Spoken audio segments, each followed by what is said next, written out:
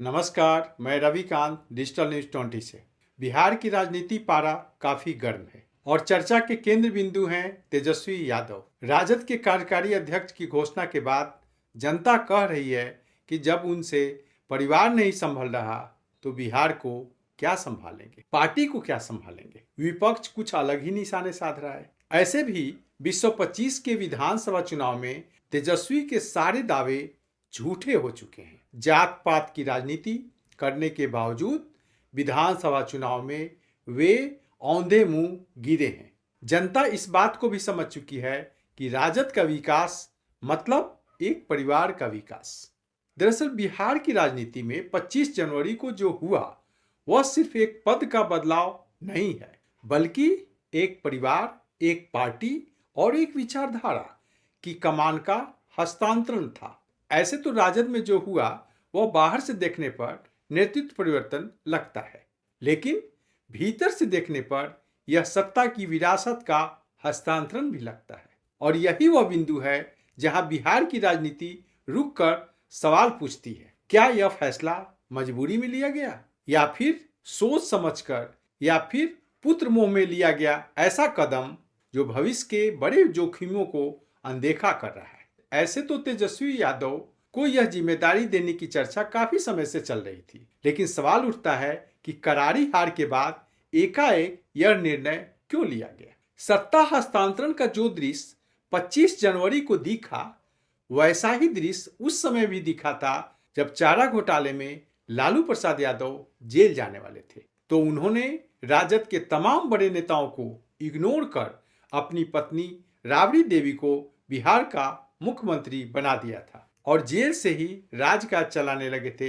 मतलब साफ है कि उन्हें किसी भी बाहरी व्यक्ति पर विश्वास नहीं था। उन्हें ऐसा लगता था कि यदि सत्ता की बागडोर वे किसी बाहरी को देते हैं तो फिर सत्ता की चाबी उनके हाथ से छिन जाएगी। एक बार फिर इतिहास की परछाई 25 जनवरी को नजर आई।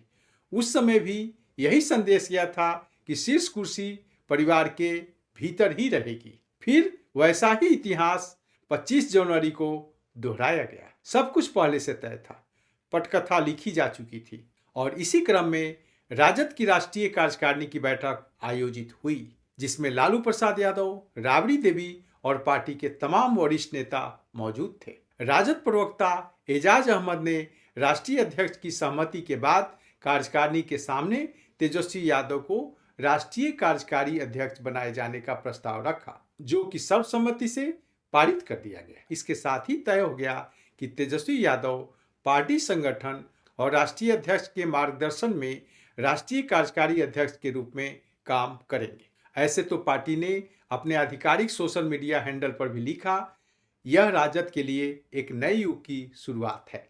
तेजस्वी यादव फिलहाल बिहार विधानसभा में नेता प्रतिपक्ष हैं और इससे पहले वे उप मुख्यमंत्री की जिम्मेदारी भी बिहार में निभा चुके हैं। लेकिन इस दौरान एक खास बात नजर आई जिस पर संभवतः किसी ने गौर नहीं किया। मंच पर लालू और राबड़ी खुश नजर नहीं दिखे। आखिर इसकी वजह क्या है? यह बड़ा सवाल है, क्योंकि हर पिता अपने बेटे को बढ़ता देख खुश होता है। फिर लालू राबड़ी के चेहरे पर वो भाव क्यों नहीं दिखा? यह भावहीनता भी एक संदेश ही है और इसी बिंदु पर लोगों को भी लगता है कि परिवार को बड़े बेटे की याद भी आ रही होगी और इसी भावनात्मक छाया में यह बदलाव हुआ। निश्चय ही राजद का पूरा कार्यभार अब तेजस्वी के कंधे पर आ गया है। बिहार की जनता को पहले ऐसा जरूर लगता था कि तेजस्वी अधिक समझदार है, लेकिन कई ऐसे मौके भी आए जिसमें तेज प्रताप की परिपक्वता अधिक नजर आई। आखिर क्या वजह है कि लालू ने दोहरी नीति अपनाई? एक और प्रश्न भी बिहार की राजनीति में चीख रहा है, जवाब मांग रहा है। प्रश्न है कि पिता के लिए बलिदान देने वाली रोहिणी आचार्य को क्यों भुला दिया गया? राजनीतिक गलियारों में चर्चा यही है कि सब कुछ तेजस्वी की सलाह या दबाव में हो रहा है। कहीं लालू यादव ने यह फैसला भी दबाव में तो नहीं लिया? जनता इस सवाल का जवाब ढूंढने का प्रयास कर रही है। एक तरफ तेजस्वी को राजद का बड़ा पद दिया जा रहा था और दूसरी ओर रोहिणी आचार्य एक्स हैंडल पर ट्वीट कर रही थी। उन्होंने जो कुछ लिखा उससे ऐसा तो नहीं लगता वे खुश हैं। रोहिणी ने लिखा कि बिहार में एक गौरवशाली पारी का समापन हो गया और कुछ लोगों के कठपुतली बने शहजादे की ताजपोशी मुबारक हो। यह टिप्पणी सिर्फ एक बहन की नाराजगी नहीं थी, यह राजद के भीतर की असहमति का सार्वजनिक संकेत है। यह अलग बात है कि यह बात राजद का कोई नेता नहीं कह सकता, क्योंकि मुंह खोलने का मतलब बाहर का रास्ता, और इसी वजह से यह सवाल बड़ा हो जाता है। क्या फैसला एक तरफा हुआ? यह तो सार्वजनिक हो चुका है कि वरिष्ठ नेताओं को नजरअंदाज किया गया है। यह भी सवाल तय रहा है, क्या पार्टी में परिवार के बाहर किसी को शीर्ष जिम्मेदारी नहीं मिल सकती?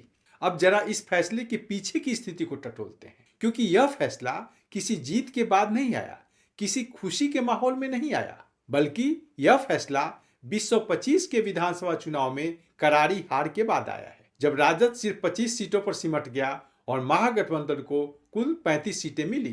कांग्रेस तो केवल 5 सीट पर ही सिमट कर रह गई। इस चुनाव में राजद की सारी उम्मीदें ध्वस्त हो गई थी और इसी हार के बाद राजद कोमा में चला गया था। तेजस्वी यादव विदेश दौरे पर चले गए थे। ऐसे में क्या यह निर्णय संगठन में नई ऊर्जा भरने का प्रयास है या फिर मजबूरी में लिया गया फैसला तो नहीं? एक सच यह भी है कि कई गंभीर बीमारियों से जूझ रहे लालू यादव की स्थिति ठीक नहीं है, वे भागदौड़ नहीं कर सकते। ऐसे में यह जरूरी हो गया था कि जिम्मेदारी का पद कोई और संभाले, मगर वो व्यक्ति तेजस्वी ही हो यह कोई जरूरी नहीं था। ऐसा लगता है कि तेजस्वी के दबाव के आगे लालू झुक गए हों और पार्टी बचाने के लिए उन्हें यही रास्ता दिखा। ऐसे कार्यकारी अध्यक्ष की घोषणा के कुछ ही देर बाद तेजस्वी यादव ने एक्स हैंडल पर लिखा था कि राष्ट्रीय जनता दल की राष्ट्रीय कार्यकारिणी के सभी सम्मानित सदस्यों ने उन्हें कार्यकारी राष्ट्रीय अध्यक्ष चुना है और इस अवसर पर वे भावुक और अभिभूत हैं। तेजस्वी ने मीडिया से कहा कि मेरे ना रहने पे भी तुमको तकलीफ थी, रहने पे भी तकलीफ है, चुप्पी साधे हुए तब भी तकलीफ है, बोलते हैं तब भी तकलीफ है। पूरा चुनाव हो गया, बिहार में जश्न नहीं मना, केवल भाजपा कार्यालय और जदयू कार्यालय में केवल मना, पूरे बिहार में नहीं बना। चर्चा चुनाव के बाद तेजस्वी की हारने की हो रही है, ना कि इनकी जीतने की हो रही है। किसी को विश्वास ही नहीं था कि चुनाव का नतीजा क्या है। प्रधानमंत्री कूद कूद करके हर हफ्ते आते थे। आज क्या हालत है बिहार का? कौन लोग है भाई?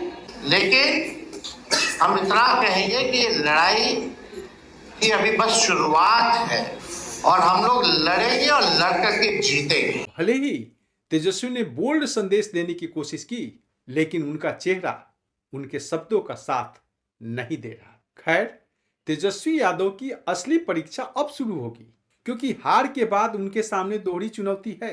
एक तरफ पार्टी को संभालना, दूसरी तरफ जनता के बीच अपनी छवि को उस स्तर पर ले जाना जहां लोग उन्हें भविष्य के मुख्यमंत्री के रूप में देख सकें। इसमें कोई शक नहीं कि तेजस्वी युवा हैं और परिपक्व होते नेता हैं, लेकिन कई बार वे ऐसी गलतियां कर बैठते हैं जिसे जनता पचा नहीं पाती है। कई बार ऐसा भी होता है कि उनकी बातों में अहंकार झलकता है, और यही वह बिंदु है जहां तेजस्वी यादव को सबसे ज्यादा सावधान रहना होगा, सतर्क रहना होगा।